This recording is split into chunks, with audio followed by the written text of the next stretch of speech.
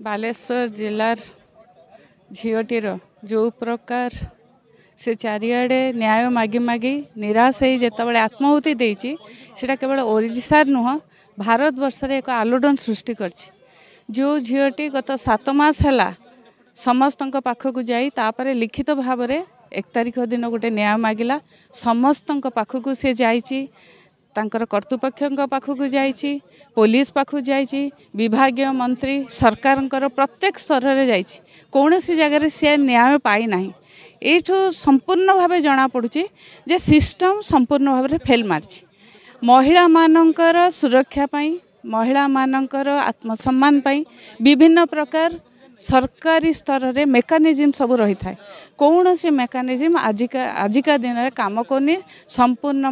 भाव में से क्रियाशून्य हो जाइए। कारण देखंतु आपणकर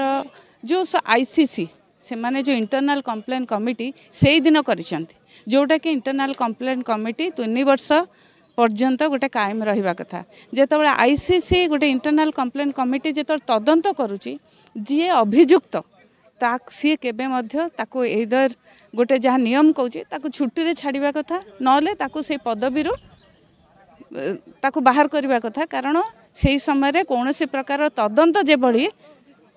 ये बायस न हुए किंतु कौन सी आईन कौन सी नियम कानून न करी आईसीसी कमिटी जहाँ भी रिपोर्ट भी देइछि जहाँ कहउचंती को ताको मध्य मानना जो जदि से प्रकार नियम अनुसार से माने प्रथम रू काम करि थांता मु भाबुची कौन सी ना कौन सी जगार से झीटी को लगी था हाँ मते न्याय मिलिबो। तेणु से सबू जगार फेल मारी एभली गोटे बड़ स्टेप नहीं जोटा एक आखि दृश्या आम समस्तंक पई एटा गोटे सतर्क घंटी जदि राज्य सरकार भीतर चेतिबे नहीं कौन सी प्रकार मेकानिज्म कौन सी प्रकार सुरक्षा करबा पई चिंता भी करना आमर गोटे डिमांड रही झीटी को न्याय देवाई न्यायिक तदंत करा जाओ जदि जो पर्यंत न्यायिक तदंत करी ताकू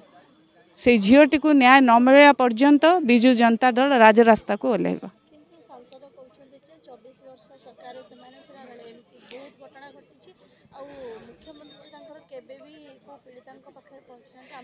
शुणु एटा 24 वर्ष सरकार कि 1.5 वर्ष सरकार कथा नहीं जदि 24 वर्ष सरकार किसी करी नथिला बोली भाबुचंती से माने ताहले 1.5 वर्ष सरकार कौन से माने कंपटीशन करचंती तांकर कौनसी प्रकार केवल राजनीति करचंती आखि लोकंक पाखरे झीर मृत्यु को धरी राजनीति करबा अपेक्षा एभली जेमती घटना आगो को न घटिबो सेतिपई सरकार सतर्क रुहंतु नहले ओडिसा रे निया जड़िबो राजरास्ता को साधारण लोक किपरि बाहरिबे सेतबेले सरकार देखबे।